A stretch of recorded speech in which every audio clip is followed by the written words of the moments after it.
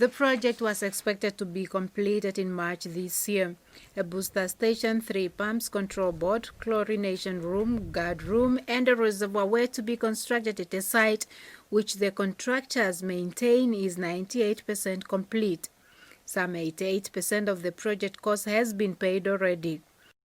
But the Parliamentary Standing Committee on Habitat is not satisfied with the $23 million utilized to the project thus far.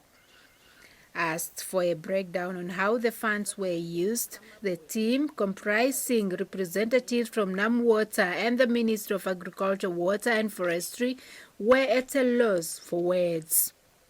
Non-involvement by the elected politicians to oversee the project was another concern raised, as the consulting engineer turned out to be both the consultant and main contractor on the project. Let's try in future when we have got these committees would come and do an oversight work here. But ultimately, Honorable Chair, this will boil back to elected leaders. What is it that you are doing? How do you interrogate your own reports in the management? That an outsider comes and receives contradicting information. What does it tell you? What does it give to you as leaders?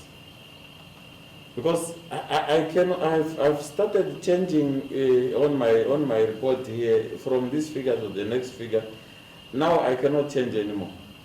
Let any figure that you will give me, let it just come. These people will record it. But I'm not happy with the changing of figures.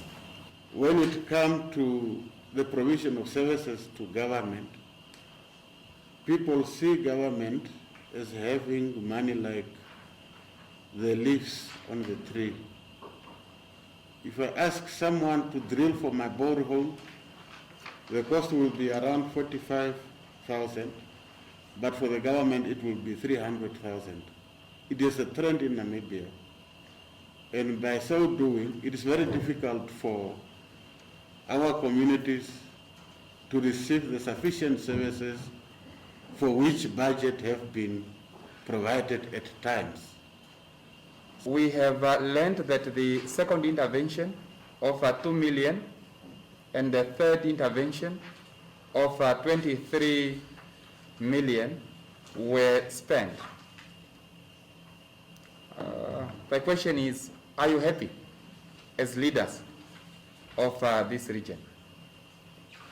Especially with the process that were undertaken, the contractual work that were undertaken, and the expenditure thereof.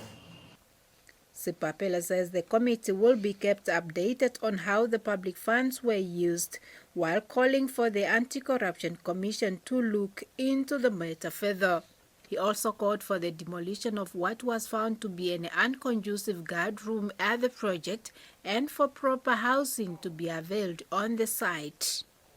Ombonde, NBC News, Oshakati.